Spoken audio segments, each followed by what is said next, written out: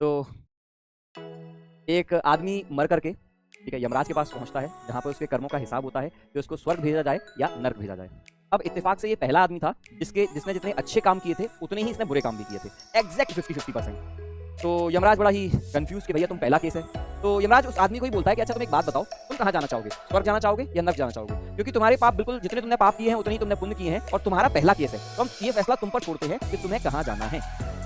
अब आदमी थोड़ा समझदार था, ठीक है। आदमी बोलता है कि हुजूर ऐसा है कि मैंने सुना तो है कि स्वर्ग बहुत अच्छा होता है, नर्क बहुत बुरा होता है, लेकिन ये तो कहीं कहीं बात है ना, बिना अपनी आंखों से देखे मैं ये कैसे भरोसा कर लूं।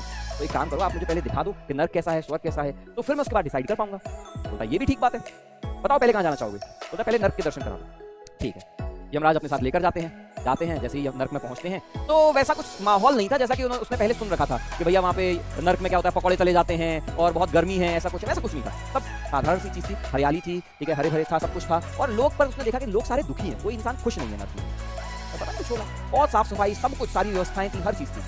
अब देखते देखते दोपहर हो जाती है, तो फिर यमराज बोलता है कि अच्छा खाना खाओगे। हाँ खाते हैं, चलो नर्क में खाना कैसा मिलता है ये भी देख लेते हैं। जाते हैं तो जहाँ खाना लगा होता है सब जगह सभी लोग आते हैं, टेबल पर बैठे हैं, लेकिन यहाँ पर अभी भी क्या है कि अभी भी ये देखा है कोई खुश नहीं है, ठीक है। जैसे ही सब लोग टेबल पर बैठते हैं तमाम तरह के खाने लग जाते हैं, बड़े बड़े मतलब अच्छे अच्छे खाने, सब पकवान लगे हुए हैं, 56 भोग लगे हुए हैं, ठीक है। अब इसको समझ में आता है कि कोई भी खुश क्यों नहीं है। खाना तो सबका लग गया, बहुत बढ़िया खाना है, ठीक है, सबका मन भी ललचा रहा है खाने को, लेकिन जैसे ही कोई भी खाने की तरफ बढ़ता है उसके हाथ में बड़ी सी चम्मच आ जाती है, मतलब उसका हाथ जो है वो चम्मच का रूप ले लेता है।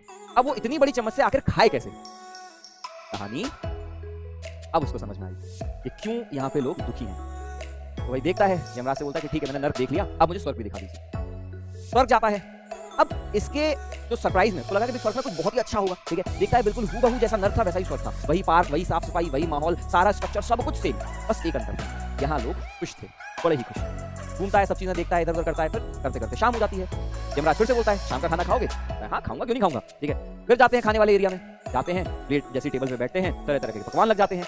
और अब ये देखता है कि यहाँ पर हर इंसान खुश है, और अब इसको समझ में आता है क्यों खुश है।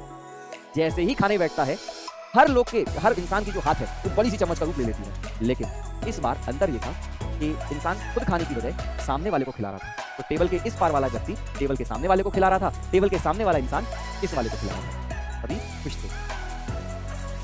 हमारी दुनिया में, हमारे जीवन में भी ऐसा ही होता है। आज मैंने बोला था ना, रोते हुए लोग हमेशा मिलेंगे, ठीक है। सबके लिए चैलेंजेस सेम है, सबके लिए माहौल सेम है,